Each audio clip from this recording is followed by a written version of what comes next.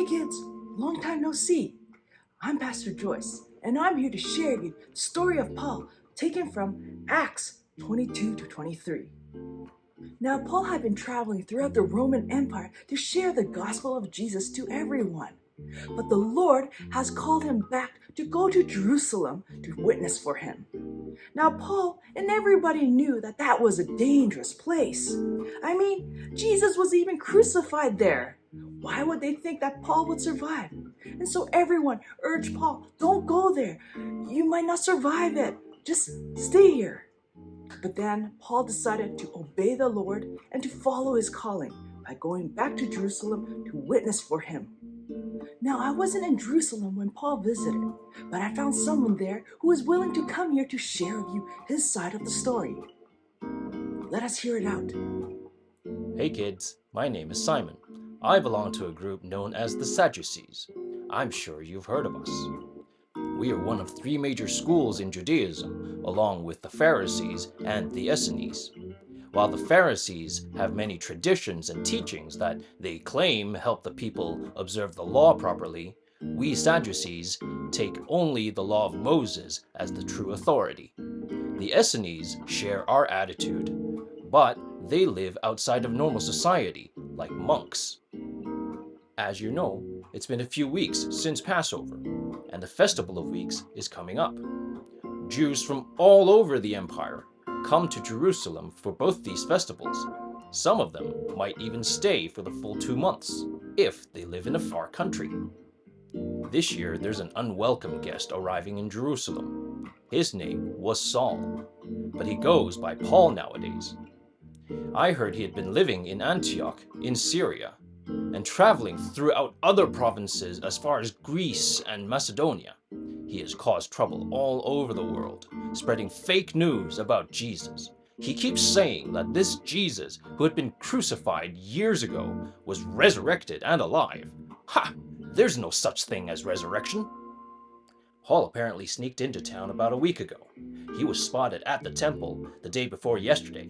He even brought Gentiles into the temple and defiled the holy place. And he calls himself a Pharisee? Ha! The whole city was stirred up. People came running from all over and grabbed Paul and dragged him out of the temple. They wanted to kill him right then and there, but the Roman commander was alerted to the trouble and came in with his soldiers to take Paul away. But Paul kept running his mouth toward the crowd, and they got all worked up and started shouting again that he should be killed. And that's when the commander had him dragged away in chains into the fort. Yesterday, the commander ordered all the chief priests and all the Sanhedrin members to assemble and put Paul before us to make his case. Paul stood and took a long, hard look around at all of us, and he began to speak. "My brothers," he said, "I have always done my duty to God.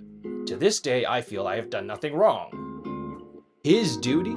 Going around the empire misleading people into thinking that Jesus had been raised from the dead and that he was alive was his duty? And he dared to suggest that it came from God? What blasphemy! The high priest Ananias immediately ordered those standing closest to Paul to smack him on the mouth. Such blasphemy had to be dealt with swiftly and decisively. It cannot be tolerated. Paul raised his voice. He said, "God will strike you, you whitewashed wall. You sit there and judge me by the law, but you yourself broke the law when you commanded them to hit me." When we heard this, we stood up and yelled at him. "How dare you insult God's high priest?" That seemed to put him on the defensive. He backpedaled and said he didn't know he was talking to the high priest. What a lame excuse. Sure, he may have been away from Jerusalem and the temple for a few years. That's no excuse for not knowing who the current high priest was. Then he played us against each other. He said, "My brothers, I am a Pharisee. I come from a family of Pharisees. I believe that people will rise from the dead.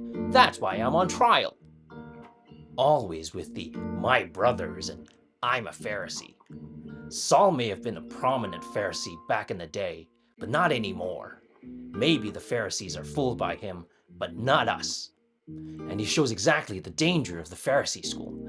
Their fascination with resurrection makes them vulnerable to heresies like this Jesus sect. In fact, he has drawn many Pharisees with him. But his sneaky words did the trick. The Sanhedrin descended into chaos. People started shouting and arguing. Some of the Pharisees even seemed to sympathize with Paul, saying maybe he did receive visions from an angel or spirit. The Pharisees always going on and on about angels and spirits and wild speculation. Things were getting out of hand quickly. Perfect chance to get at Paul in the midst of the confusion, but the soldiers took him away before we could get to him. Late last night, a group of us got together to vent our righteous anger over what had happened before the Sanhedrin. We decided that we had to end Paul once and for all. For God's honor, this man cannot be allowed to live. We swore that we wouldn't eat or drink until we've killed him. We would kill him, and we would kill him quickly. He would not live past the next day.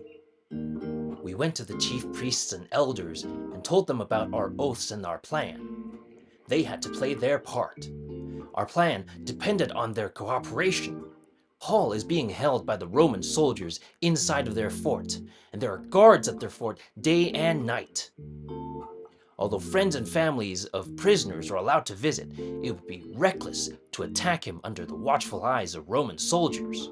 We need to draw him out into the open. We need an excuse to bring him here. The council could request the commander to bring Paul down here for further questioning. So here we are at the temple, waiting for Paul to show up. Oh look, here comes our inside man in the council. Quick man, what's the word? What? What do you mean they took him away? Who did? The Roman soldiers. Where? To Caesarea? When did this happen? Last night? Is this just a coincidence, or did someone tip them off? Was it someone inside our group? Maybe the priests and the elders gave us up? We had done away with Stephen and James before. It's amazing how Paul has survived this long. He escaped from Damascus once by being lowered outside the city walls. They stoned him at Lystra but didn't finish the job. He had managed to avoid the Jews sailing back from Greece, and now he has slipped through our fingers again in the dark of night. How does he keep doing this? Phew, that was a close one. But I'm glad that Paul was able to witness for Jesus in Jerusalem, such a dangerous place, and that God is always there for those who are faithful to their calling. Now we are living in the end of times, and every one of us has a calling from God to a certain group, like maybe your Muslim friends or your family or people struggling with addiction and mental illness. It could be any groups that God has put into your heart. But let us commit ourselves to that calling. Let us face it with bravery. Let us face it with creativity and with passion, so that when Jesus comes back, he could say to us, "Well done, good and faithful servant. Come, join me in my kingdom,